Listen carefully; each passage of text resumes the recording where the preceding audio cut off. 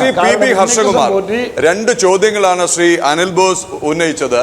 ഒന്ന്, ഈ ഉണ്ണികൃഷ്ണൻ പോറ്റി ഇന്നലെയോ മിനിഞ്ഞാന്നോ അല്ലെങ്കിൽ ഈ സ്വർണ്ണ ദ്വാരകപാലക ശില്പം രണ്ടാമത് പുതുക്കാൻ കൊണ്ടുപോയപ്പോഴോ ഉദയം ചെയ്ത ഒരാളല്ല.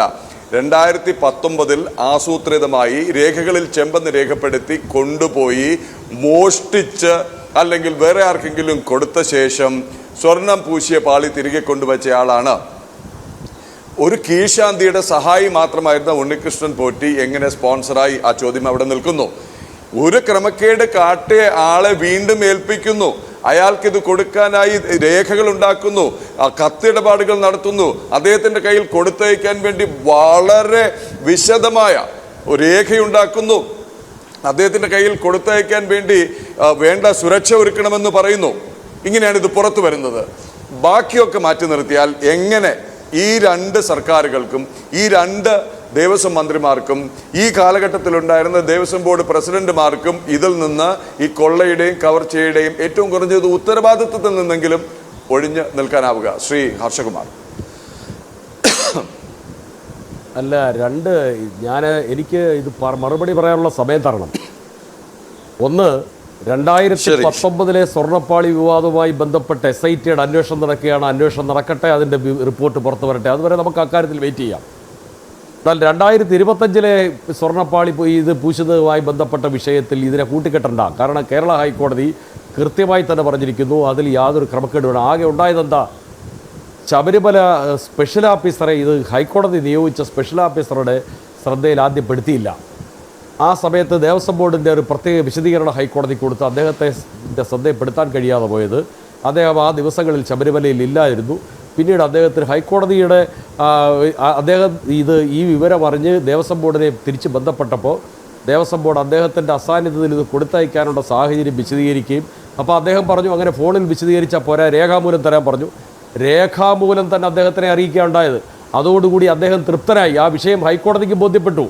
ഇനി രണ്ട്, ഈ ശ്രീ അനിൽ ബോസ് പറഞ്ഞതുപോലെ ഉണ്ണികൃഷ്ണൻ നമ്പൂതിരിയുടെ കയ്യിലല്ല വീണ്ടും ഇത് കൊടുത്തയക്കുന്നത്. അത് ദേവസ്വം ബോർഡ് കൃത്യമായി തിരുവാഭരണം കമ്മീഷണർ, അതുപോലെ തന്നെ സുരക്ഷാ ജീവനക്കാർ, വിജിലൻസ് ഓഫീസർ അടക്കം ഗാർഡ് ഡ്യൂട്ടിയിലാണ് ഇത് കൊടുത്തയക്കുന്നത്. ഇനി ഉണ്ണികൃഷ്ണൻ നമ്പൂതിരി ഇതിനകത്തിൽ ആരാണ്? 2019 ഇത് പ്ലേറ്റിങ്ങിന് വേണ്ടി കൊണ്ടുപോകുമ്പോൾ 40 വർഷത്തെ വാറണ്ടിയാണ് സ്മാർട്ട് ക്രിയേഷൻസ് എന്ന കമ്പനിയും ദേവസ്വം ബോർഡും തമ്മിലുള്ള കരാറിൽ. ആ 2019 മുതലുള്ള 40 വർഷത്തെ വാറണ്ടി ഉള്ളതുകൊണ്ട് സൗജന്യമായി ചെയ്യാൻ അവർ ബാധ്യസ്ഥരാണ്. അതുകൊണ്ട് തന്നെയാണ് അത് അങ്ങോട്ട് കൊണ്ടുപോകുന്നത്. അന്നേരം ആ സ്പോൺസറാണ് ഈ വാറണ്ടി, ആ സ്പോൺസറുടെ പേരിലാണ് അന്നത്തെ കാലത്ത് വാറണ്ടി ഉണ്ടായത്. അതിനെ സംബന്ധിച്ച് SIT അന്വേഷിച്ച് കണ്ടെത്തട്ടെ. ആ വാറണ്ടി ഉള്ളതുകൊണ്ട് മാത്രം അല്ലാതെ സ്പോൺസറുടെ കയ്യിൽ കൊടുത്തു വിട്ടില്ല എന്ന് ഹൈക്കോടതി തന്നെ വ്യക്തമായത് അനിൽ ബോസിനെ പോലുള്ള ആളുകൾ തെറ്റിദ്ധരിപ്പിക്കാൻ പറയുകയാണ്. പിന്നീട് അദ്ദേഹം ഇവിടെ വാചാലനായി കുറേ കാര്യം പറഞ്ഞല്ലോ.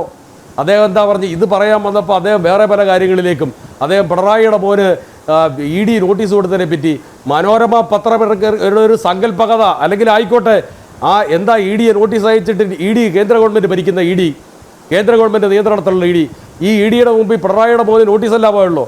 സോണിയാഗാന്ധിയും മക്കളും EDയുടെ നോട്ടീസിൻ്റെ പുറത്ത് കോടതി കയറി കിടക്കുക. മാത്രമല്ല സോണിയാഗാന്ധിയുടെ മരുമോൻ BJPയുടെ ഇലക്ട്രൽ ബോണ്ടിലൂടെ BJPയുടെ ഇലക്ഷൻ ഫണ്ടിലേക്ക് പൈസ കൊടുത്ത ആളാണ് സോണിയാഗാന്ധിയുടെ മരുമോൻ, പ്രിയങ്ക ഗാന്ധിയുടെ ഭർത്താവ് റോബർട്ട് വദ്ര. ആ കാര്യമൊന്നും എന്താ ഓർക്കാത്തത്? ഇനി മറ്റൊന്ന്, അദ്ദേഹം പറഞ്ഞു ഈ കോൺഗ്രസിനെ ഇതിനെന്തിനാ പിടിക്കുന്നതെന്ന്. വളരെ ദേഷ്യപ്പെട്ട് ഈ ആങ്കറോട് അദ്ദേഹം കുറേ നേരം തട്ടിക്കയറുന്നത് കണ്ടു. ഞാൻ ചോദിക്കട്ടെ, ദേവസ്വം ബോർഡ് പ്രസിഡന്റ് കോൺഗ്രസിൻ്റെ ആളുകൾ ഭരിച്ചുകൊണ്ടിരുന്ന സമയത്ത് ഇപ്പോഴത്തെ സ്ഥിതി എന്താ? ആഗോള അയ്യപ്പ സംഗമത്തിൻ്റെ 2 ദിവസം ഉണ്ണികൃഷ്ണൻ പോറ്റി ഇത് വെളിപ്പെടുത്തുന്നു. രാഹുൽ മാങ്കൂട്ടത്തിൻ്റെ കേസിൽ കോൺഗ്രസ് തകർന്ന് താഴെ വീണപ്പോൾ VD സതീശൻ, കേരളത്തിലെ പ്രതിപക്ഷ നേതാവ്, പറഞ്ഞു വലിയൊരു ബോംബ് ഞങ്ങൾ പൊട്ടിക്കാൻ വെച്ചിരിക്കുന്നു. ആ ബോംബിൽ ഈ കേസിനകത്ത് പ്രതിയായ ജയശ്രീ ആരാണ്? ബൈജു ആരാണ്? ബാക്കി ആളുകളെല്ലാം തന്നെ ആരാണ്? INTUCയുടെ കോൺഗ്രസിൻ്റെ സംഘടനയുടെ ഭാരവാഹികളായിട്ടിരുന്ന ആളുകളാണ് ഈ കേസിലെ മുഴുവൻ കൾപ്രിറ്റുകളും. ആ ഗൂഢാലോചനയാണ് സതീശൻ അന്ന് പറഞ്ഞത്. ആ ഗൂഢാലോചന ഇപ്പോൾ കോൺഗ്രസിനെ സംബന്ധിച്ച് വലിയ സുവർണാവസരമാണ്. നേരത്തെ ശബരിമല സമരവുമായി ബന്ധപ്പെട്ട് BJP അല്ലെങ്കിൽ NSSൻ്റെ ഒക്കെ നേതൃത്വത്തിൽ കേരളത്തിൽ വലിയ ബഹളം നടന്ന് അതിൻ്റെ ഗുണഭോക്താവായ കോൺഗ്രസിന് ഇപ്പോഴും ആ ചക്ക വീണ്ടും മുയലിനെ കൊല്ലാമെന്ന് വിചാരിച്ചാണ് കോൺഗ്രസ് ഇറങ്ങി നടക്കുന്നത്. ആ പിന്നെ രാഷ്ട്രീയ താല്പര്യത്തിലാണ് ശ്രീ അനിൽ ബോസ് നമ്മുടെ ആങ്കറോട് ഇത്രയും കയറി തട്ടിക്കയറിയത്. എന്നിട്ട് സമയം എത്ര കളഞ്ഞില്ലേ? അദ്ദേഹം യഥാർത്ഥ വിഷയത്തെ പറ്റി പറഞ്ഞില്ലല്ലോ. ഇപ്പോൾ അദ്ദേഹം അവസാനം പറഞ്ഞതെന്താ? യഥാർത്ഥ വിഷയത്തെ സംബന്ധിച്ച് അവർക്ക് 2025 തട്ടിപ്പിന് ഈ 2025 തട്ടിപ്പുണ്ടെന്ന് അദ്ദേഹം പറഞ്ഞു. ഒരു തട്ടിപ്പും ഇല്ലാതെ കേരള ഹൈക്കോടതി വിലയിരുത്തി.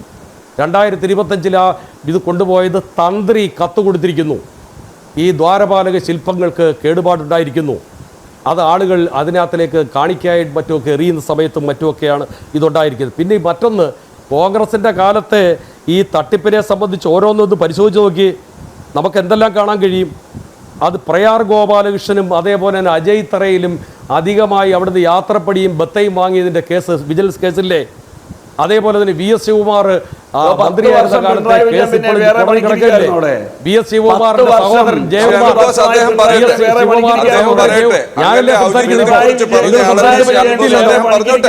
നിങ്ങൾ സംസാരിച്ചപ്പോൾ ഞാൻ മിണ്ടിയില്ലല്ലോ. ശിവകുമാറിന്റെ സഹോദരൻ ജയകുമാർ വി എസ് ശിവകുമാറിന്റെ സഹോദരൻ ജയകുമാർ പാത്രം വാങ്ങിയ കേസിൽ അഴിമതി നടപടി സ്വീകരിക്കേണ്ടത് ആരാ?